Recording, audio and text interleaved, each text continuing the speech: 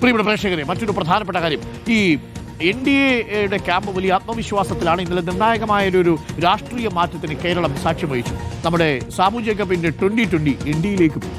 2020യുടെ NDA പ്രവേശനത്തിൽ ഔദ്യോഗിക പ്രഖ്യാപനം ഇന്നാണ്. പ്രധാനമന്ത്രിയുടെ സാന്നിധ്യത്തിൽ പ്രഖ്യാപനമുണ്ടാകും. പ്രധാനമന്ത്രിയുടെ വികസന കാഴ്ചപ്പാടിൽ ആകൃഷ്ടനായാണ് NDAയിൽ ചേർന്നതെന്നാണ് സാബു ജേക്കബ് പറഞ്ഞത്.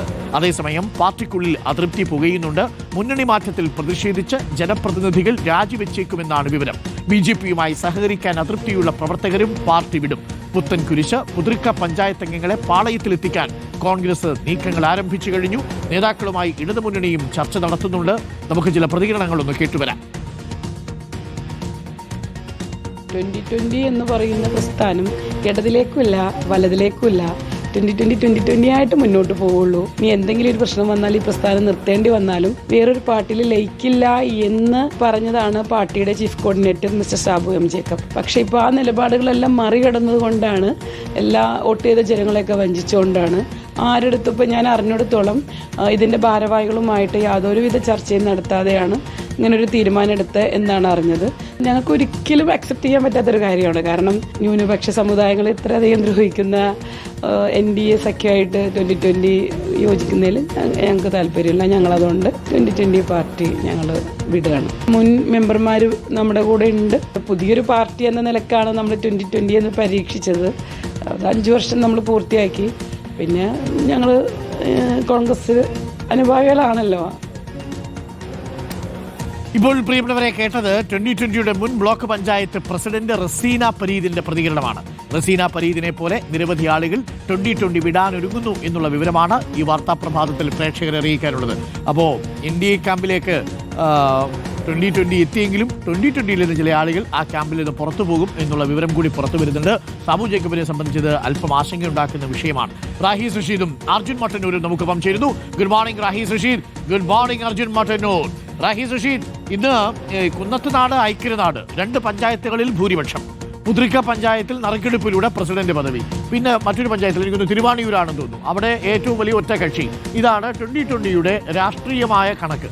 ആ കണക്കെടുത്ത് നോക്കിക്കഴിഞ്ഞാൽ വേണമെങ്കിൽ ഒരു മണ്ഡലത്തിൽ ജയിക്കാനും 1, 2, 3 മണ്ഡലത്തിൽ ഒരു വിജയത്തിന് പ്രേരക ശക്തിയാകാനും കഴിയുന്ന സംഘടനയാണ് 2020. പക്ഷേ ഇപ്പോൾ നമുക്ക് ലഭിക്കുന്ന വിവരമനുസരിച്ച്, അർജുൻ പുറത്തുവിട്ട വിവരമനുസരിച്ച് 2020 തമ്മിലടി തുടങ്ങിക്കഴിഞ്ഞു. പൊട്ടിത്തെറിയുണ്ടെന്നാണ് മനസ്സിലാക്കുന്നത്. അത് അർജുൻ തരും. അതിനുമുമ്പ് റഹീസ്, ഇന്ന് ഔദ്യോഗിക പ്രഖ്യാപനം ഉണ്ടാകും. എത്രമാത്രം ആത്മവിശ്വാസത്തിലാണ് NDA ക്യാമ്പ്, എത്രമാത്രം ആത്മവിശ്വാസത്തിലാണ് സാബു ജേക്കബിന്റെ ക്യാമ്പ് 2020 NDAയിലേക്ക് വരുമ്പോൾ? Good morning Raheesh. Good morning Arunkumar. ഇന്നലെ സാബു എം ജേക്കബും രാജീവ് ചന്ദ്രശേഖറും കൂടി ഒരുമിച്ച് 2020യുടെ NDA പ്രവേശനം പ്രഖ്യാപിച്ചെങ്കിലും ഇന്ന് അതിൻ്റെ പ്രഖ്യാപന ചടങ്ങ് നടക്കുക പ്രധാനമന്ത്രി നരേന്ദ്രമോദി പങ്കെടുക്കുന്ന പുത്തരിക്കണ്ടം മൈതാനത്താണ്. ഈ ഒരു മുന്നണി പ്രവേശനത്തോടെ 2 പാർട്ടികളും വലിയ പ്രതീക്ഷ വയ്ക്കുന്നു. BJPയെ സംബന്ധിച്ച് BJPക്ക് എറണാകുളം ജില്ലയിലേക്ക് വരുമ്പോൾ തൃപ്പൂണിത്തുറ നഗരസഭ ഒഴികെ ഒരിടത്തും ആ തരത്തിൽ ഒരു ഫൈറ്റിംഗ് മോഡിലേക്ക് പോകാൻ ഉള്ള രാഷ്ട്രീയ സാഹചര്യം നിലവിലില്ല. ഇപ്പോൾ 2020 വരുമ്പോൾ ആ സാഹചര്യം മാറും. കഴിഞ്ഞ നിയമസഭാ തെരഞ്ഞെടുപ്പിൽ 8 മണ്ഡലങ്ങൾ, എറണാകുളത്തെ 14 നിയോജക മണ്ഡലങ്ങളിൽ 8 2020 മത്സരിച്ചിരുന്നത്. അതിൽ കുന്നത്തുനാട് UDF സ്ഥാനാർത്ഥിയായിരുന്ന VP സജീന്ദ്രനും BJP സ്ഥാനാർത്ഥിയും 2020 സ്ഥാനാർത്ഥിയും തമ്മിലുള്ള വോട്ട് വ്യത്യാസം വെറും 2500-നടുത്ത് മാത്രമാണ്. അത്ര 3-ാം സ്ഥാനത്ത് വന്നത് അത്ര വോട്ടിന്റെ വ്യത്യാസത്തിലാണ്. എന്ന് മാത്രമല്ല, കൊച്ചിയിലും കോതമംഗലത്തും BJPയെ മറികടന്ന് 3-ാം സ്ഥാനത്തേക്ക്, അത് വലിയ വോട്ടൊന്നും പിടിച്ചിട്ടില്ല, പക്ഷേ 3-ാം സ്ഥാനത്തേക്ക് വരാൻ 2020ക്ക് കഴിഞ്ഞു. അതായത് 8 മത്സരിച്ച 2020 3 സ്ഥലത്ത് BJPയെ മറികടന്ന് വരുന്ന ഒരു രാഷ്ട്രീയ വളർച്ച കഴിഞ്ഞ തെരഞ്ഞെടുപ്പിൽ കാണിച്ചിരുന്നു. അതിനൊപ്പം BJP കൂടി ചേരുമ്പോൾ കുന്നത്തുനാടിൽ വിജയവും ബാക്കിയുള്ളിടത്ത് വിജയത്തോടടുത്ത ഒരു നിലയിലെത്താൻ കഴിയും എന്നാണ് BJP കരുതുന്നത്. ആ സമയത്ത് സാബു ജേക്കബിനെ സംബന്ധിച്ച് 2015 ഇവർ ഒരു രാഷ്ട്രീയ പോരാട്ടത്തിലേക്ക് ഇറങ്ങുന്നത്. അതിനുശേഷം വളർച്ച മുരടിച്ചതായി ഈ തദ്ദേശ തെരഞ്ഞെടുപ്പിൽ കാണാം.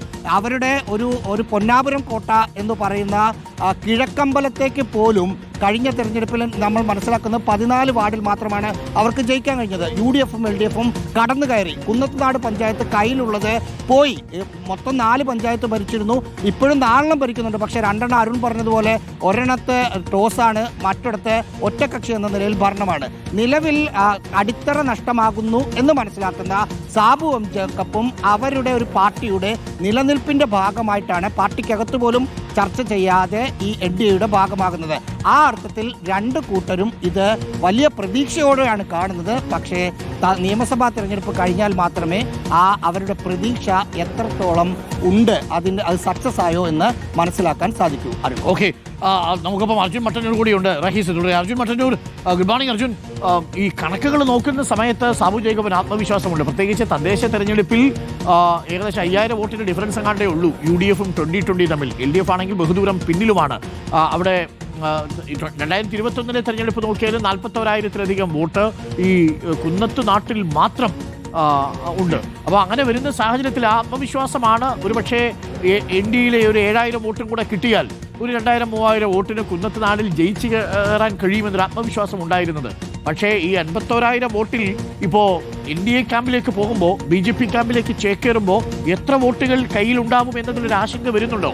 ഇപ്പോൾ നമ്മൾ കേൾക്കുന്നത്, ഇപ്പോൾ വന്ന പ്രതികരണമടക്കം ഒരുപാട് നേതാക്കൾ, പ്രാദേശിക നേതാക്കളും ജനപ്രതിനിധികളും 2020 നിന്ന് പടിയിറങ്ങുന്നു എന്ന വിവരമാണോ?